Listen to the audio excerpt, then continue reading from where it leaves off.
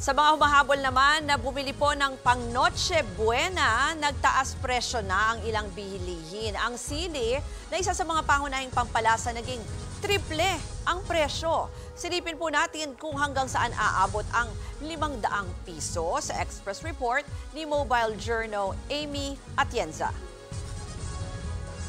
Ngayong bisperas ng Pasko, marami pa rin na nagagawi sa mga palengke para sa last-minute na pamimili. Kamusta naman kaya ang presyohan ng mga bentahan para sa Noche Buena?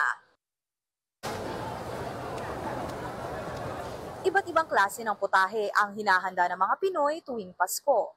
Pwedeng spaghetti o pansit, o kaya na may mga seafood gaya ng hipon at alimango. Dito sa Farmers Market sa Cubao, ang presyo ng baboy nasa 340 pesos ang kada kilo.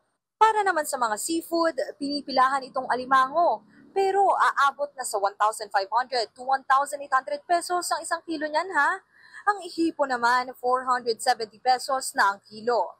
Punta tayo sa prutas. Ang mansanas, 30 to 50 pesos na kada piraso. 150 to 250 pesos ang isang piling ng saging, depende sa timbang. Punta naman tayo sa gulay at iba pang sangkap. Grabe yung sili. Yung dating 300 pesos kada kilo, ngayon nasa 900 pesos na. Nagtaasa na rin ang iba pa.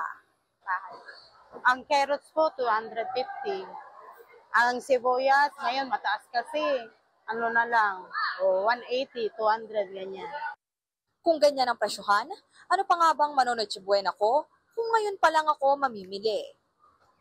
Ayan mga kapatid, na karating na tayo dito sa Farmers Market sa Cubao at tingnan natin kung saan naabot yung 500 pesos natin para maibigay natin sa ating mga kapwa-kapatid na nangangailangan ng handa ngayong Pasko. Sa halagang 500 pesos, nakabili tayo ng 1 kilong bigas for 50 pesos. Mayroon ding mansanas na 100 piso lang at syempre kutsinta rin na 75 pesos ang halaga. So, ngayon naman mga kapatid, maghanap tayo ng ulam na pwedeng kapares nitong kanin o bigas para naman kahit paano ay buo yung simpleng handang pamasko natin. Nakatsyempo pa ako ng 273 pesos na isang buong manok. Normally, ang kada kilo aabot sa 290 to 310 pesos. So ayun, meron tayong ulam na manok, bigas, prutas, saka yung kutsinta na kakanin. At hanap naman tayo ngayon ng kapatid na susurprisahin natin para sa mga pinamili natin ngayon. Yan.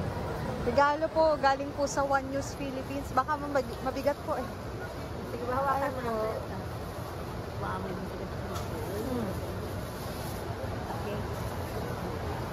Ayun po.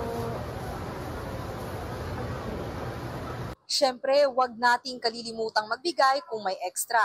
Dahil sharing your blessings din naman ang essence ng Pasko. Nagbabalita mula sa Frontline. Mobile Journal, Amy Atienza. Mga kapatid, ako po si Ruth Cabal. Maging maalam at may pakialam sa mga may init at rumaratsyadang balita sa Frontline Express.